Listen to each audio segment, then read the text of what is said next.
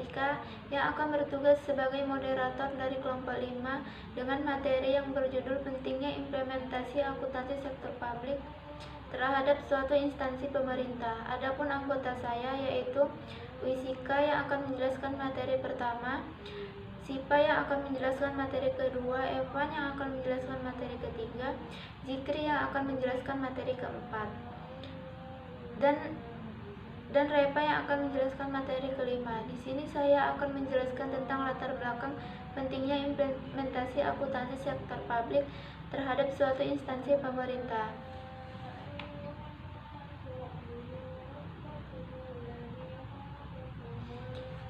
Implementasi adalah sebuah penerapan dari suatu persiapan yang telah dirancang dengan siap dan matang. Selain itu juga dengan secara mendalam. Implementasi juga biasanya dilakukan setelah suatu perencanaan sudah ditafsir dengan baik dan dengan mencari yang terbaik. Dengan supaya sebuah rencana tersebut dapat dilaksanakan dengan sempurna, maka tentunya perlu unsur pendukung lain dalam pelaksanaannya. Pada dasarnya misi yang ada pada alinea keempat pembukaan Undang-Undang Dasar 1945, yang mana di dalam misi itu merupakan suatu dasar warga dari kewenangan yang dimiliki oleh pemerintah dalam kepentingan untuk menyelenggarakan unsur-unsur pemerintah yang berada di pusat maupun yang berada di daerah. Akuntansi sektor publik dalam evolusinya yang dideskripsikan sebagai sebuah akuntansi dan publik yang merupakan sebuah cara dari akuntansi dan mekanisme pengkajian yang ditentukan pada penyelenggaraan dana publik. Dana publik masyarakat diartikan sebagai dana yang dimiliki oleh masyarakat, bukan oleh perorangan. Dana itu biasanya diatur atau dilaksanakan oleh sebuah organisasi sektor publik ataupun hubungan publik swasta. Di Indonesia, akuntansi sektor publik bisa diartikan sebagai suatu cara akuntansi dan mekanisme analisis untuk penyelenggaraan dana publik di organisasi di pemerintahan pusat, di lembaga tinggi negara dan departemen di lembaga pelayanan publik. Selanjutnya akan dijelaskan oleh Usika yang akan menjelaskan. Assalamualaikum warahmatullahi wabarakatuh. Nama saya Wisika Apalda dari kelas 3B Akuntansi Pagi. Di sini saya akan menjelaskan tentang materi yang berjudul Akuntansi Sektor Publik. Yang pertama, saya akan menjelaskan tentang pengertian akuntansi sektor publik. Yang kedua, ruang lingkup akuntansi sektor publik. Yang ketiga, mengukur kinerja pemerintah. Keempat, karakteristik akuntansi sektor publik. Dan di sini saya akan menjelaskan tentang pengertian akuntansi sektor publik. Apa sih akuntansi sektor publik? Akuntansi sektor publik didefinisikan sebagai suatu entitas yang aktivitas kinerja keuangannya melibatkan produksi barang dan jasa publik yang berguna untuk memenuhi kebutuhan dan hak publik.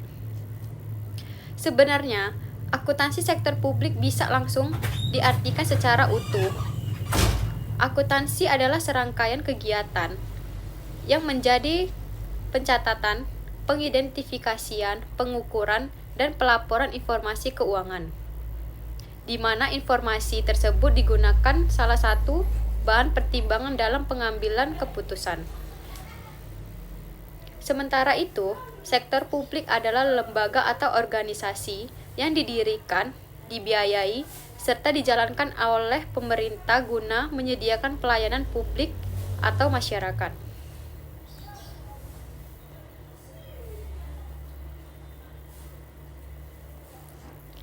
Akuntansi sektor publik adalah sistem akuntansi yang digunakan oleh organisasi publik sebagai sarana pelaporan kepada publik.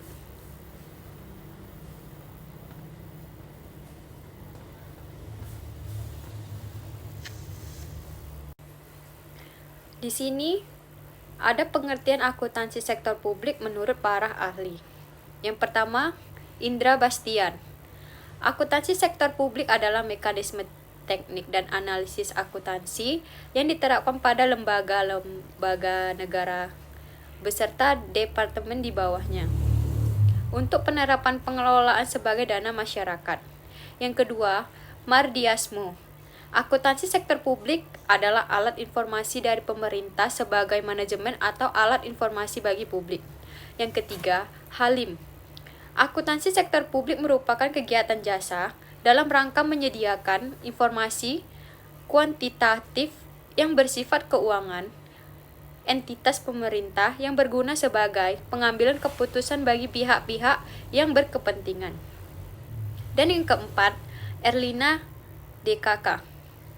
Akuntansi sektor publik adalah proses pencatatan peristiwa ekonomi dalam suatu organisasi yang sering dilakukan pada sektor publik seperti partai politik, masyarakat, sekolah, universitas, dan lain-lain. Dan yang kedua, saya akan menjelaskan tentang ruang lingkup akuntansi sektor publik. Ruang lingkup akuntansi sektor publik mencakup semua instansi pemerintah dan organisasi nirlaba. Akuntansi sektor publik juga memiliki hubungan yang sangat erat dengan penerapan dan perlakuan akuntansi sektor publik. Di dalam akuntansi sektor publik ini, informasi akuntansi akan digunakan untuk memberikan mengenai data tentang keadaan ekonomi dan juga keadaan keuangan di dalam akuntansi sektor publik kepada pelaksana, baik pelaksana eksekutif, pelaksana legislatif, pelaksana yudikatif, dan juga pelaksana publik. Yang ketiga, saya akan menjelaskan tentang mengukur kinerja pemerintah. Melalui akuntansi sektor publik, pemerintah dapat mengukur kinerja mereka dalam pengelolaan keuangan. Ini memungkinkan mereka untuk mengevaluasi program-program yang telah diimplementasikan dan mengidentifikasi area-area yang memerlukan perbaikan. Dengan demikian, akuntansi sektor publik membantu pemerintah untuk meningkatkan efisiensi dan efektivitas penggunaan dana publik. Yang keempat, saya akan menjelaskan tentang karakteristik dari akuntansi sektor publik. Karakteristik dari akuntansi sektor publik itu menjadi 3. Yang pertama, relevan. Yang kedua, handal. Dan yang ketiga, mudah dipahami. Yang pertama, relevan. Apa sih itu relevan? Relevan adalah beri informasi, dapat mempengaruhi pengambilan keputusan, serta mengevaluasi peristiwa di masa lalu dan di masa mendatang. Dan yang kedua, handal. Apa sih itu handal? Laporan keuangan pada akuntansi sektor publik memiliki informasi yang bermanfaat untuk menjadi bahan pertimbangan dengan laporan keuangan sebelumnya. Yang ketiga, mudah dipahami. Laporan keuangan akuntansi sektor publik memiliki karakteristik informasi yang dapat dengan mudah dipahami oleh semua pihak, baik pihak internal maupun. Oke, kita lanjut ke jenis-jenis akuntansi sektor publik. Yang pertama adalah akuntansi pemerintah. Ini berkaitan dengan akuntansi pemerintah pusat yang melibatkan anggaran dan laporan keuangan entitas pemerintah nasional. Oke, kita lanjut. Yang kedua adalah akuntansi daerah dan lokal. Ini berfokus pada akuntansi entitas pemerintah daerah seperti pemerintah kabupaten, kota, dan desa. Oke, yang ketiga adalah akuntansi lembaga publik. Ini seperti universitas, rumah sakit, dan lembaga-lembaga penelitian yang dibiayai oleh pemerintah. Oke, kita masuk yang keempat adalah akuntansi badan usaha milik negara, yang biasa kita sebut adalah BUMN. Melibatkan entitas bisnis yang dimiliki oleh pemerintah yang memiliki tujuan ekonomi, tetapi tetap dalam lingkup akuntansi sektor publik. Adapun fungsi dalam akuntansi sektor publik, yang pertama adalah meningkatkan transparansi, yang kedua adalah menyediakan informasi keuangan yang akurat, kemudian yang ketiga adalah mengukur kinerja pemerintah. Dan ada pula tujuan dari akuntansi sektor publik. Yang pertama adalah manajemen kontrol dan kedua adalah akuntabilitas. Manajemen kontrol ini berguna agar akuntansi sektor publik memberikan informasi yang tepat, ekonomis, efisien untuk pengelolaan lembaga dan organisasi. Selain itu, akuntansi sektor publik juga akan memberikan informasi terkait penggunaan sumber daya yang telah dianggarkan. Kemudian akuntabilitas. Akuntabilitas ini agar bertujuan akuntansi sektor publik memberikan informasi terkait dengan ekonomi lembaga publik untuk dipertanggungjawabkan kepada pihak yang berwenang. agar untuk memastikan bahwa transaksi yang dilakukan sudah sesuai dengan aturan atau undang-undang. Oke, kita masuk ke pencatatan akuntansi keuangan sektor publik. Ada beberapa metode atau cara untuk pencatatan akuntansi yang umum dilakukan di dalam akuntansi sektor publik. Yang pertama adalah metode akuntansi anggaran. Akuntansi anggaran ini memberikan informasi yang bermanfaat untuk pengawasan dan peninjauan anggaran sehingga nantinya dapat diketahui pelaksanaan penyerapan anggaran, keekonomian, efisiensi, dan efektivitas, serta keadaan keuangan anggaran yang dimiliki oleh pemerintah. Kemudian kita lanjut, yang kedua adalah akuntansi kas. Akuntansi kas ini sudah dilakukan sejak ribuan tahun lalu penerapannya dan sampai saat ini masih banyak digunakan oleh organisasi nirlaba. Akuntansi kas ini merupakan pencatatan transaksi yang berkaitan dengan pendapatan dan pembayaran serta saldo kas pada buku kas. Kita lanjut, yang ketiga adalah akuntansi akrual. Akuntansi akrual adalah metode pendataan atau penelitian akuntansi yang banyak dipakai dan dimanfaatkan oleh suatu organisasi bisnis. Akuntansi akrual mengakui transaksi pada saat terjadinya, yaitu ketika sudah terjadi perpindahan hak dan kewajiban, bukan berdasarkan diterima atau dikeluarkannya kas. Akuntansi berbasis akrual dapat dikatakan sebagai pendekatan standar untuk mencatat transaksi untuk semua bisnis yang lebih besar. Pada akuntansi ini cenderung memberikan pengakuan, pendapatan, dan pengeluaran yang telah merata dari waktu ke waktu. Dan oleh karena itu dianggap oleh investor sebagai sistem akuntansi yang paling valid untuk memastikan hasil operasi, posisi keuangan, dan arus kas pada usaha dan bisnis. Oke, kita masuk yang keempat adalah akuntansi komitmen. Akuntansi komitmen ini mencatat transaksi seawal mungkin, yaitu pada saat terjadinya komitmen untuk melakukan pembayaran di masa yang akan datang, bukan pada saat barang atau jasa diterima atau dibayar. Suatu komitmen dapat diakui pada saat yang pertama ketika dikeluarkannya order pembelian barang atau jasa. Kemudian yang kedua ketika dilakukannya penandatanganan surat perjanjian kontrak kerja. Kemudian yang ketiga ketika diperlukan dana yang dicadangkan untuk memenuhi kewajiban jangka panjang. Oke, kita masuk yang kelima adalah akuntansi dana. Akuntansi dana merupakan akuntansi yang memisahkan sumber daya ke dalam berbagai jenis dana untuk menentukan sumber dan penggunaan dana. Tujuan dari akuntansi dana adalah untuk mengelola dan bertanggung jawab atas dana tersebut. Baik, saya akan melanjutkan tentang implementasi. Di sini saya akan membahas tentang pengertian implementasi, tujuan implementasi, jenis-jenis implementasi, dan faktor yang mempengaruhi tentang implementasi ini.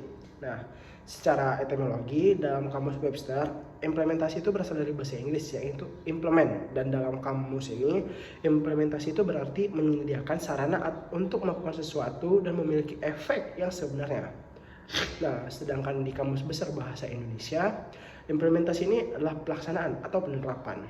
Nah, di sini saya mengambil pengertian implementasi menurut ahli. Saya mengambil dari Nurman Usman dan Sudarsono. Nah, menurut Nurman Usman, implementasi itu ialah suatu kegiatan, tindakan, aksi atau mekanisme sistem yang mengarah pada adanya bukan hanya satu kegiatan, tetapi suatu kegiatan yang direncanakan dan suatu kegiatan yang dilakukan untuk mencapai sebuah tujuan. Nah, menurut Sudarsono, dalam buku analisis kebijakan publiknya, implementasi itu adalah suatu kegiatan yang berkaitan dengan penyelesaian suatu pekerjaan melalui penggunaan tools untuk memperoleh hasil akhir yang kita inginkan. Nah, setelah pengertian menurut ahli dan pengertian menurut KBBI, di sini saya akan menunjukkan tentang tujuannya. Tujuan implementasi itu, dia memiliki tujuan utama yaitu untuk mencapai suatu perencanaan yang matang, baik secara individu maupun secara tim. Nah, yang kedua, memeriksa dan mendokumentasikan prosedur yang dalam pelaksanaan rencana atau kebijakannya. Yang ketiga, mencapai tujuan yang kita capai dalam rencana atau kebijakan yang sudah kita rancang sebelumnya. Yang keempat, untuk menentukan kapasitas masyarakat untuk melakukan kebijakan atau rencana sebagaimana yang telah kita rancang sebelumnya. Yang kelima, untuk menentukan seberapa sukses suatu kebijakan atau rencana yang telah kita rancang untuk meningkatkan kualitasnya. Nah, selanjutnya di sini ada jenis-jenis implementasi. Jenis-jenis implementasi itu ada 6. Pertama, implementasi kebijakan atau Yang kedua, implementasi sistem atau teknologi informasi. Yang ketiga, ada implementasi pendidikan, ada implementasi strategi, implementasi keperawatan, dan implementasi kebijakan publik. Nah, setelah jenis-jenis implementasi, di sini saya akan membahas tentang faktor pendukung.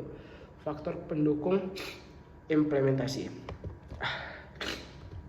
Faktor-faktor yang pendukung implementasi itu ialah pertama faktor komunikasi, yaitu di mana proses sebuah penyampaian informasi dari seorang komunikator kepada seorang komunikan. Nah, yang kedua sumber daya. Di sini sumber daya itu mempunyai peran yang sangat penting dalam implementasi. Yang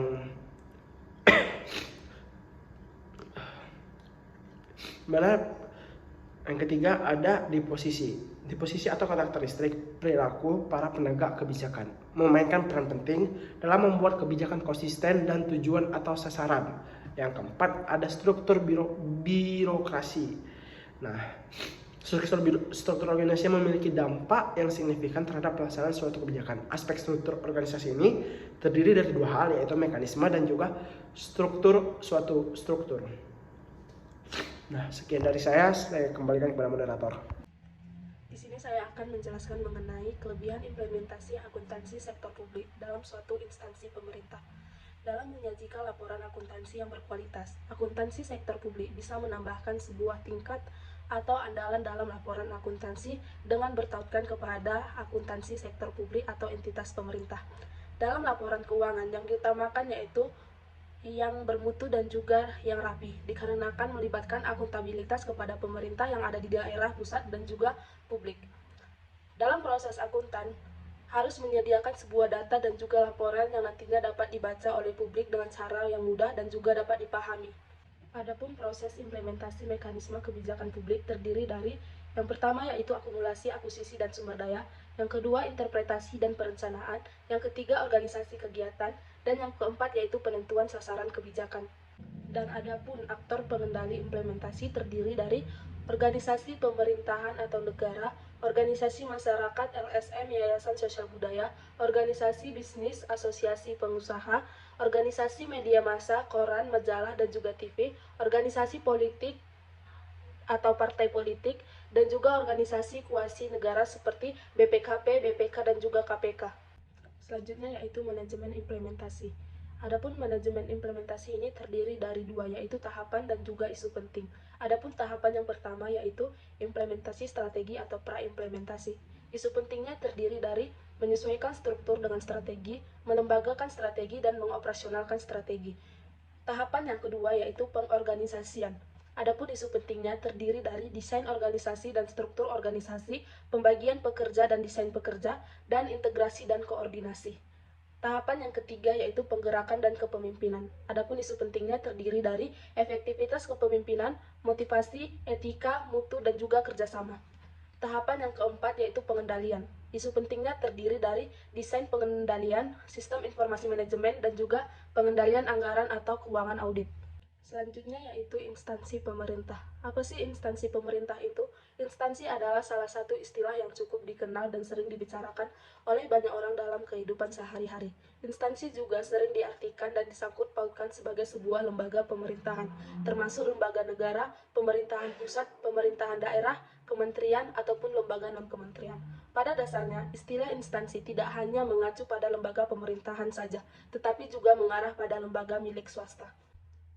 Sedangkan menurut Undang-Undang Nomor 5 Tahun 2014 Pasal 1 Angka 15, definisi instansi pemerintah adalah instansi pusat dan instansi daerah. Sedangkan menurut Peraturan Presiden Nomor 29 Tahun 2014 Pasal 1 Angka 20, instansi pemerintah adalah unsur penyelenggara pemerintah pusat atau unsur penyelenggara pemerintah daerah. Selanjutnya yaitu perbedaan antara instansi pemerintah dan juga instansi swasta. Yang pertama yaitu dalam segi pertanggungjawabannya. Instansi pemerintah adalah seluruh lembaga milik pemerintah yang menjalankan fungsi administrasi dari pemerintah pada lingkungan eksekutif. Pelaksanaan fungsi administrasi tersebut berlaku baik pada pemerintah maupun daerah. Sementara itu, instansi swasta merupakan badan usaha atau bisnis yang didirikan dan dimodali oleh seseorang atau kelompok yang mempunyai tujuan untuk memperoleh keuntungan secara maksimal. Yang kedua yaitu modal. Instansi swasta merupakan organisasi yang dimiliki perorangan atau kelompok tertentu di luar pemerintahan. Lembaga ini pembentukannya bertujuan untuk mendapatkan keuntungan. Modalnya mereka dapatkan melalui dana perorangan, pinjaman bank maupun jual beli saham. Berbeda dengan instansi pemerintah yang harus transparan mengenai modal karena berhubungan dengan masyarakat. Berbeda dengan swasta yang menutup informasi ini karena tidak memiliki urusan dengan masyarakat. Selanjutnya yaitu contoh instansi pemerintah. Yang pertama yaitu Dewan Perwakilan Rakyat atau DPR. Yang kedua yaitu Kementerian Perdagangan. Dan yang ketiga yaitu Dinas Pariwisata. Di sini saya akan menjelaskan mengenai tentang jenis-jenis instansi. Secara umum, instansi terbagi menjadi 3 bagian. Yang pertama adalah instansi vertikal. Apa sih yang dimaksud dengan instansi vertikal? Nah, instansi vertikal merupakan suatu lembaga pemerintah non-departemen yang memiliki lingkungan kerja sesuai dengan wilayah atau area administrasi yang berbeda. Tujuan dari instansi vertikal ini agar suatu lembaga negara dapat dipisah sesuai dengan kedudukan maupun kekuasaannya masing-masing. Kemudian yang kedua adalah instansi horizontal. Instansi horizontal ini merupakan suatu lembaga negara yang menggemban tugas sesuai dengan fungsi dari tugasnya masing-masing. Tujuan dari instansi horizontal ini agar suatu lembaga negara dapat lebih fokus dalam mengerjakan tugasnya masing-masing sehingga dapat mencapai tujuan dengan lebih mudah. Yang terakhir adalah instansi pengawas. Sesuai dengan nama instansinya, instansi pengawas ini merupakan suatu lembaga negara yang mengawasi wilayah kerja tertentu. Selanjutnya di sini saya akan membahas tentang kelebihan bekerja di instansi pemerintahan. Yang pertama adalah gaji yang tetap dan jelas, karena di dalam instansi pemerintahan ini mengenai gaji itu sudah ditentukan oleh undang-undang. Kemudian yang kedua adalah mendapatkan tunjangan hari tua atau yang kita biasa disebut itu dengan dana pensiun.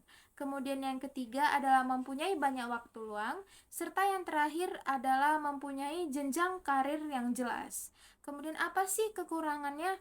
Nah, kekurangan yang pertama adalah tidak dapat bernegosiasi mengenai hal gaji karena sudah ditentukan oleh undang-undang. Kemudian yang kedua adalah birokrasi. Yang ketiga adalah gaji yang sudah ditentukan, serta yang terakhir adalah sulitnya berkembang. Kemudian di sini saya akan juga membahas mengenai kelebihan implementasi dalam akuntansi sektor publik terhadap suatu instansi pemerintahan. Kelebihan yang pertama adalah dapat menyajikan laporan keuangan yang berkualitas. Yang kedua adalah memperbaiki kinerja keuangan serta perekonomian suatu negara. Karena dengan adanya laporan keuangan yang berkualitas, maka otomatis suatu perekonomian negara akan semakin meningkat. Kemudian yang ketiga adalah pemerintah bekerja sesuai dengan bidangnya. Karena di dalam akuntansi sektor publik ini, tentang pekerjaan itu sudah ditentukan oleh undang-undang. Kemudian yang terakhir adalah membuat masyarakat menjadi lebih mandiri karena adanya transparansi terhadap laporan keuangan suatu pemerintahan. Nah, jadi kesimpulannya dari video ini adalah bahwasannya implementasi akuntansi sektor publik sangat penting diterapkan di dalam suatu instansi pemerintahan karena dapat menyajikan laporan keuangan yang berkualitas yang dapat meningkatkan kinerja keuangan serta perekonomian suatu negara yang dimana negara tersebut akan maju dan terus berkembang serta terciptanya lagi masyarakat yang lebih percaya terhadap pemerintah karena laporan keuangan yang bersifat transparansi. Mengapa kita ditakdirkan berjumpa, padahal kita takkan mungkin ke sana, ke tujuan sama, bertemu di tengahnya, menunggu yang ku tahu sia-sia.